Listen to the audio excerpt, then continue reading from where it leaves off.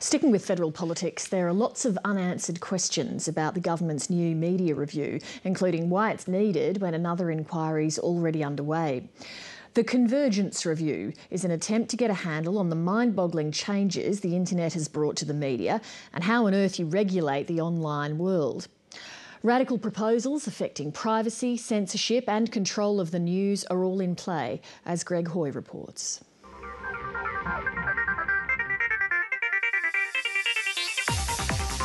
The digital revolution is accelerating as more Australians get smart.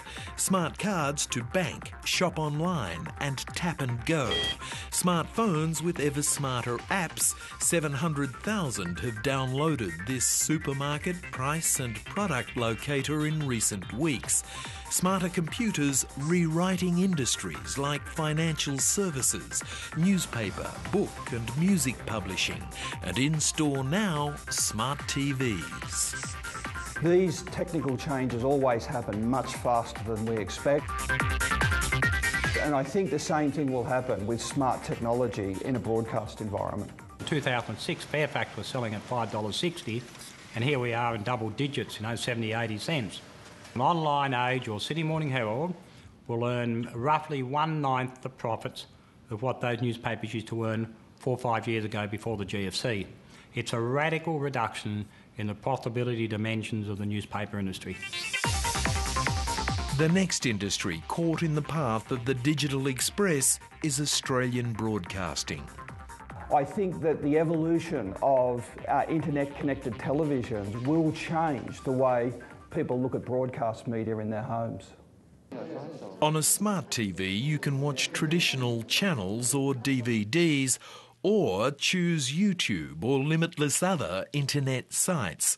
Go shopping, hire a movie, stream any of 18,000 of the world's radio stations, read the paper, check friends on Facebook, call them on Skype, and join with them online to watch whatever it is you're watching. It is what they call convergence, where TV, radio, telephone and computer merge or converge into the one device. And in television, as in other media and telecommunications markets, it's really only just begun. An ominous development for big television broadcasters, the leading media analyst, Roger Coleman. The ability to only view what gets delivered to you in Australia through 5 television networks and their multiple signals and a bit of pay TV is also gradually going to fall by the wayside. Already, convergence is eroding the boundaries between newspapers and broadcasters. Online, each have begun to mimic the other, challenging Australia's sensitive media control limits, cross-media ownership laws, and increasingly Australian content requirements. The federal government has established a convergence review led by the former head of IBM, Glenn Boreham, whose 3-person panel has been touring Australia, gauging feedback on an apparent plan to radically overhaul Australian media laws. One of the things that has been raised a lot with us is the idea that the old view of silos, so broadcast television, radio, and print are no longer relevant, and content should be looked at, considered, classified, and if need be, regulated consistently across multiple platforms. So is more regulation likely or less? The opening stance from the committee is to be deregulatory, so we would envisage less. But the theory is that the media's diversity and pecking order is about to be upended by convergence. Television ratings, for example, are based on a survey owned by the commercial TV networks of some 5,000 households across Australia. But online media activity and ratings are based on a survey of some 3 million internet accounts out of a total 18 million nationally. Data collected by Experian Hitwise Research shows in the 10 most popular TV network websites in Australia, CNN International ranks number 4. The top 10 Australian print media sites also include some formidable foreign competition.